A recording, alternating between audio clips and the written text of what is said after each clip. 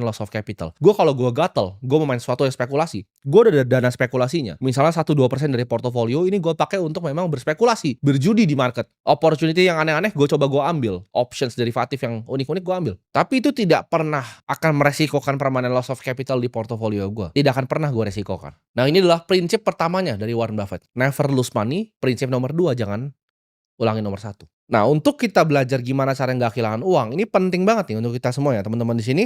Tahu prinsip nomor 2, hanya berinvestasi di apa yang lo ngerti. Mental model paling sederhana dalam investasi itu kita sebutnya circle of competence kalau anak-anak investor. Ketika lo main baseball, itu lo nggak harus selalu nge-swing gitu di semua pukulan yang dilempar, ke every pitch yang dilempar ke lo. Tapi jawabannya, ini ada zona nyaman lo nih. Zona nyaman lo ketika lo dapat di dari sini lo tembak, lo pukul. Jangan bohongin diri sendiri, lu ngerti apa yang lu nggak ngerti. Contohnya seperti gue minggu lalu ditawarin, oke ini ada startup AI begini, series B lu mau masuk nggak? Bareng ini, venture capital ada A, ada Andreessen Horowitz segala macam. Jawabannya gue jujur gue nggak mengerti. Ya, gue pengguna AI, tapi kalau gue disuruh bikin language model, gue nggak ngerti. Mulainya dari manapun gue nggak tahu. Adalah gue belajar sedikit-sedikit dari course Nvidia, tapi gue nggak ngerti jawaban. Gue bukan expert di machine learning, gue bukan expert di artificial intelligence. Saya tidak mengerti, jadi gue nggak ikut investasi karena gue nggak paham cara bikin agentic AI itu seperti apa. Itu bukan circle of competence gue. Uang sekolah ya, uang yang tadi permanent loss of capital yang gue lakukan untuk hal-hal seperti ini sudah banyak sekali di hidup gue. Tiap kali gue investasi di apa yang gue tidak mengerti, 100% uang gue pasti kena bakar. Bro, ini ada startup ini pasti kebakar uang gue. Ini ada deal private equity begini, gue nggak ngerti, gue coba masuk, uang gue kebakar. Udah berkali-kali ini terjadi sama gue. Kalian harus paham ya. Investasi itu mirip seperti seorang pilot. Kalau lu mengoverestimasi kemampuan lu sendiri, itu ujung-ujungnya celaka. Lu terlalu ugal gitu, celaka.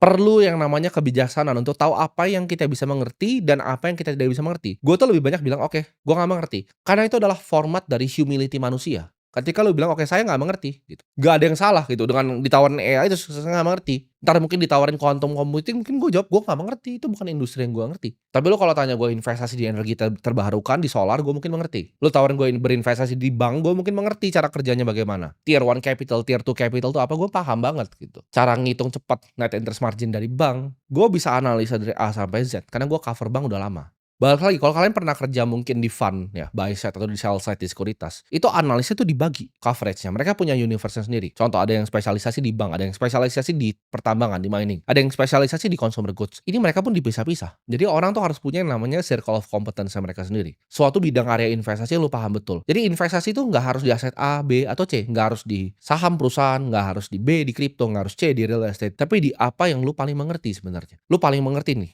Ini lu tinggal di sini udah lama gitu. Lu ngerti banget harga sewanya semua berapa, silahkan lu main properti. Lu ngerti banget tentang emas, sejarahnya bagaimana, silahkan main emas. Tapi investasilah di apa yang lu mengerti. Karena ketika lu keluar dari itu, pasti lu rugi. Ini akan bikin decision making lu, keputusan lu lebih tajam. Ketika lu nggak ngerti, oke, skip. Ngerti, beli.